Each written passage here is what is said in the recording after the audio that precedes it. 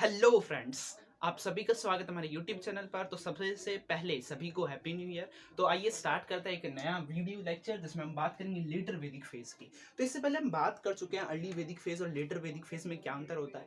Early वैदिक phase में ऋग्वेद को कंपोज करा था आर्यंस ने, जबकि लेटर वैदिक फेज में हमें रिमेनिंग जो कंपोजिशंस थे वेद के वो हमें दिखाई दिए, जैसे कि सामवेद, अथर्ववेद और यजुर्वेद। ठीक है, तो सबसे पहले बात करते हैं सामवेद की। जैसा कि हमने देखा ऋग्वेद में जो भी चैंट्स थे, यानी कि जो भी मंत्र लिखे गए उनको कैसे गाया जाए, उनको कैसे प्रोनाउंस किया जाए, उसका जो सारा इंफॉर्मेशन था वो सामवेद में था। यानी कि हम इसको कह सकते हैं कि म्यूजिक से रिलेटेड वेद था। ठीक है, वहीं पर बात करें अथर्ववेद की, तो अथर्ववेद में हम इसको कहते हैं कि ये मेडिटेशन से रिलेटेड था और मेडिसिन से रिलेटेड था। ठीक है, या कोई भी एविल होती है या कोई भी आपको बीमारी होती है तो उसको कैसे भगाया जाए, उससे रिलेटेड जो भी इंफॉर्मेशन था वो अथर्ववेद में मिला हमको। ठीक है, लास्ट आता है यजुर्वेद। यजुर्वेद कहता है कि जो भी ये सामवेद में हम जो भी म्यूजिक कर रहे थे या जो भी हम रिचुअल्स परफॉर्म करते हैं उसको कैसे परफॉर्म किया जाए, क्या उसका पूरा प्रोसेस होगा, वो हमको यजुर्वेद बताता है। ठीक है, सामवेद म्यूजिक से रिलेटेड, अथर्ववेद हमको मेडिसिन से रिलेटेड हम इसको कह सकते हैं, और यजुर्वेद कैसे प्रोसेस हम कर सकते हैं, रिचुअल प्रोसेसेस, उसको बताता है। ठीक है,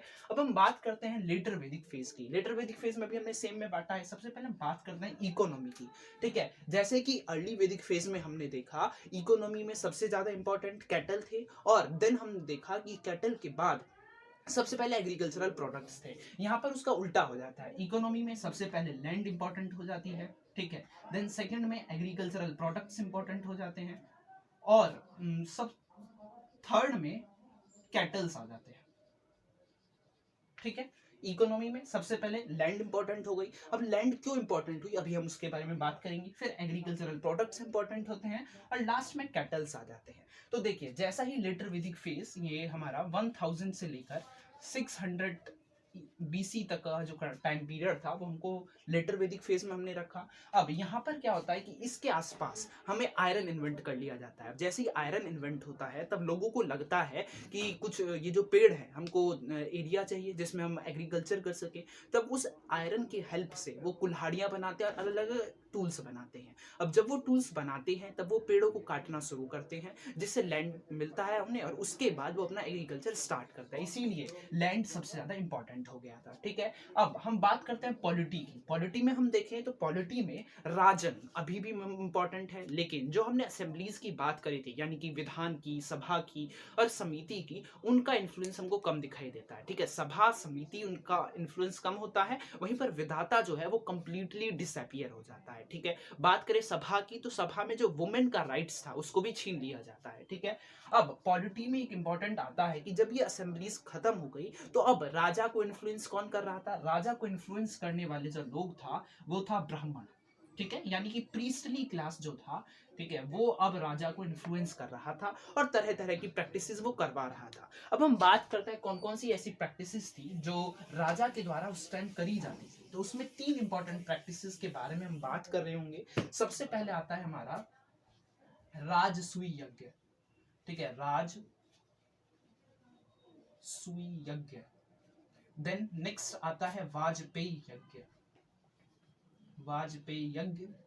और थर्ड आता है हमारा अश्वमेध यज्ञ, अश्वमेध यज्ञ।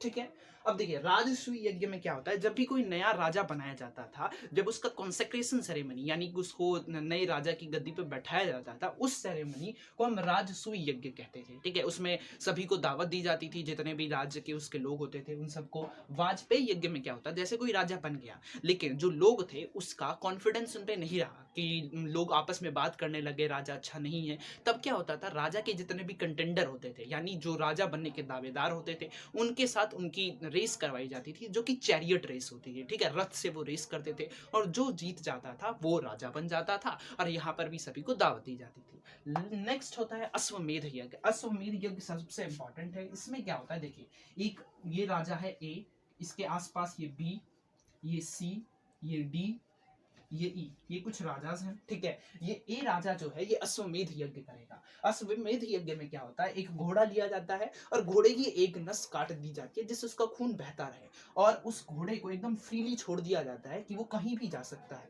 जिस डायरेक्शन में वो घोड़ा जाता रहता है, मान लीजिए घोड़ा बी के राज्य में आ गया। अगर इस बी के राजा ने, जिसका नाम मान लीजिए जे था, ठीक है, तो इस राजा ने इस घोड़े को नहीं रोका और कह दिया कि आप यहाँ से जा सकते हैं, ठीक है, यानी कि उसको अलाउ कर दिया, तो माना जाता है कि जो बी है वो नॉमिनल, ये जे जो है वो नॉमिनल राजा है, यानी कि कहने के लिए राजा है, जबकि उसका असली राजा ये ए वाला है, ठीक है। अगर वहीं पर ये घोड़ा बी से घूमता हुआ डी में आ गया, ठीक है, और डी का जो राजा था उसने मना कर दिया कि मैं इस घोड़े को अपने एरिया में से नहीं जाने दूंगा, तब ये ए वाला राजा डी वाले राजा के साथ लड़ाई करता है, और फिर जब जो भी इनमें से कोई जीतता है उसका पूरा एरिया हो जाता है। मान लीजिए डी वाला राजा जीता, तो ये ए वाला राज्य है और बी वाला राज्य है, दोनों इस डी वाले राजा का हो जाता है। और वहीं पर क्या हुआ, डी वाला राजा हार गया, तब ए वाला राजा डी के राज्य को भी हथिया लेता है, ठीक है। इसी को कहा गया अश्वमेध यज्ञ। एक इंपॉर्टेंट बात, 40 दिन के अंदर वो घोड़े को वापस लाया जाता है। अगर वो वापस नहीं लाया जाएगा तो वापस ये जो बी और डी थे ये वापस इंडिपेंडेंट हो जाएंगे, ठीक है।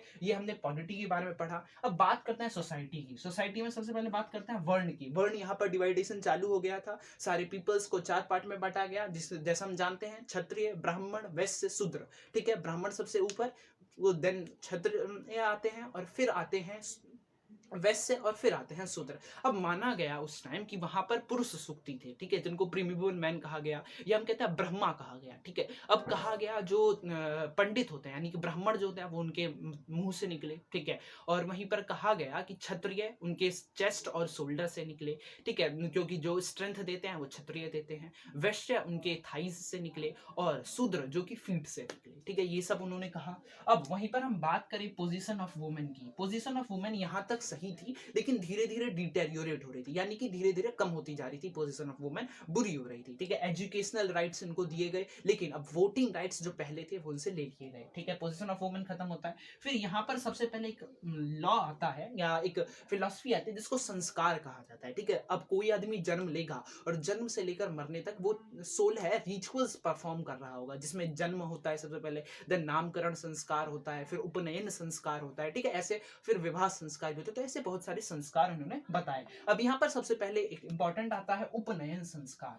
उपनयन संस्कार क्या होता है? उपनयन संस्कार में एक सेक्रेड थ्रेड होता है, ठीक है, जिसे हम जनेऊ भी कहते हैं, वो ब्राह्मण के, क्षत्रिय के और वैश्य के शरीर में धारण करा जाता है, और माना जाता है कभी प्यूरिफाई हो चुके हैं आदमी, ठीक है। अब 16 संस्कार हमारे लिए इतना ही था। चाइल्ड मैरिज की बात करें तो चाइल्ड मैरिज वहां पर नहीं थी, लेकिन जो हमने देखा अर्ली वैदिक टाइम पीरियड में गंधर्व विवाह सिस्टम चल रहा था, वो अब यहाँ पर बंद हो गया था। यहाँ पर क्या था, यहाँ पर अब जो मम्मी और पापा कहेंगे उन्हीं से शादी करवाई जाएगी, ठीक है। अब बात करें आश्रम व्यवस्था की। आश्रम व्यवस्था हम जानते हैं जैसे कि 4 आश्रम होते हैं, ठीक है। 4 आश्रम, पहले ब्रह्मचर्य जिसमें लोग सिर्फ पढ़ेंगे और शारीरिक सुख से दूर रहेंगे। फिर आता है हमारा वानप्रस्थ, फिर आता है हमारा गृहस्थ। गृहस्थ में क्या होता है, शादी करेंगे और घर के आसपास के काम करेंगे, ठीक है। फिर आता है वानप्रस्थ। वानप्रस्थ में क्या होता है, वो उस एज में पहुंच जाता है जब दादा बन जाते हैं लोग, ठीक है, और वहां पर वो क्या करते हैं, जो घर के काम होते हैं उनसे एकदम हट जाते हैं, ठीक है, थोड़ा सा काम करेंगे बस, और वो सत्य की खोज करना चालू करते हैं घर में रहते हुए। ये पीरियड, ये जो 3 आश्रम थे वो इसी पीरियड में हमको दिखाई देते हैं। लेकिन लास्ट आश्रम जो था सन्यास, वो हमें तब दिखाई देता है बुद्ध के डेथ के बाद, ठीक है। तो जैसा कि पता है, सन्यास में लोग सत्य की खोज में निकलते हैं, लेकिन घर से बाहर जाके वो सत्य की खोज करते हैं। आश्रम व्यवस्था खत्म होता है। यहाँ पर हमको गोत्र भी दिखाई देने लग गए, ठीक है। गोत्र, जैसा कि हमको पता है, गोत्र माने जाते हैं कि मान लीजिए बहुत सारे पहले साधु हुआ करते थे, ठीक है, जैसे कि वशिष्ठ साधु हुए, तो उनसे जितने भी उनके बेटे, उनके बेटी, जो भी उनका पूरा डिक्लाइन हुआ और पूरा साम्राज्य बनता गया, ठीक है, जितने भी बेटे बेटी बेटी बेटी होते गए, उस पूरे की जो गोत्र मानी गई वो वशिष्ठ मानी गई। यानी जो सेंट, मेन सेंट होता था, उसके जितने भी बाल बच्चे हुए, उन सभी को उसी गोत्र में का माना गया, और कहा गया कि एक्सोगैमी करनी थी, यानी कि अपने गोत्र के बाहर विवाह होना चाहिए, उसके अंदर विवाह नहीं चलेगा, ठीक है। लास्ट में आता है रिलीजियस प्रैक्टिसेस। रिलीजियस प्रैक्टिसेस में जैसा कि हमने बात करा इंद्र की, ठीक है, और जो हमने बात करी कि इंद्र जो थे, और अग्नि, ठीक है, वरुण, ये सब कम डिटेरियोरेट होती है इनकी पोजीशन, और यहाँ पर हमको 2 गॉड दिखाई देते हैं, ठीक है। यहाँ पर हमको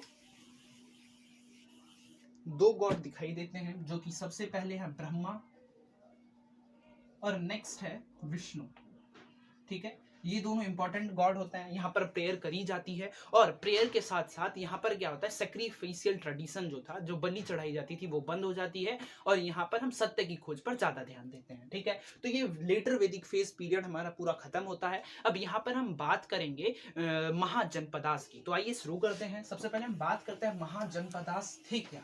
तो इस टाइम पीरियड के बाद यानी कि 600 के आसपास क्या हुआ, कुछ ऐसे प्लेसेस जहां पर इंपॉर्टेंट बनने लगे कुछ प्लेसेस, और वहां पर अलग अलग किंग रूल करने लगे, उन्हीं को हमने महाजनपदा कहा। ठीक है, महाजनपदास यानी कि जहां पर large number of people settle होते हैं, उन एरियाज को हमने महाजनपदास कहा। और इसमें जो मोस्ट इंपॉर्टेंट है वो है वज्जी, मगध, कोशाल और पांचाल 16 महाजनपदास थे, जिसमें से ये सबसे ज्यादा इंपॉर्टेंट थे। अब इन महाजनपदास के बारे में हमें बुद्धिस्ट टेक्स्ट से और जैनिक टेक्स्ट से हमें इनके बारे में पता लगता है। अब बात करें कि सबसे ज्यादा इंपॉर्टेंट हम बात करें तो सबसे ज्यादा इंपॉर्टेंट था मगध। अब मगध के इंपॉर्टेंट होने के रीजंस ये थे कि वो उसके आसपास रिवर था, रिवर से ट्रांसपोर्टेशन अच्छा हो जाता था, तो पहला जो फीचर था वो यही था। उसके बाद वहां पर बहुत सारे फॉरेस्ट थे, फॉरेस्ट से एलिफेंट्स की भी पूर्ति हो जाती थी, और साथ साथ हम वुड्स भी निकाल लिया करते थे। आयरन का सबसे बढ़िया स्रोत था ये मगध। ठीक है, और यहाँ पर क्या था, इसका जो राजा था वो ऑर्थोडॉक्स बातों को नहीं मानता था, यानी कि जो लोग कहते हैं कि जो रिवर है उसके आर पार अगर हम जाते हैं तो हमारा हिंदू ट्रेडिशन के अनुसार धर्म भ्रष्ट हो जाता था उस टाइम में, लेकिन ऐसा वो नहीं मानते थे, और उन्होंने ट्रेड को बहुत ज्यादा बढ़ावा दिया। इसी की वजह से मगध मोस्ट इंपॉर्टेंट महाजनपद बन के उभरा। तो नेक्स्ट वीडियो में हम बात कर रहे होंगे मगध किंगडम के बारे में। तब तक के लिए पढ़ते रहिए। थैंक यू सो मच, और don't forget to like, share और subscribe. Thank you so much.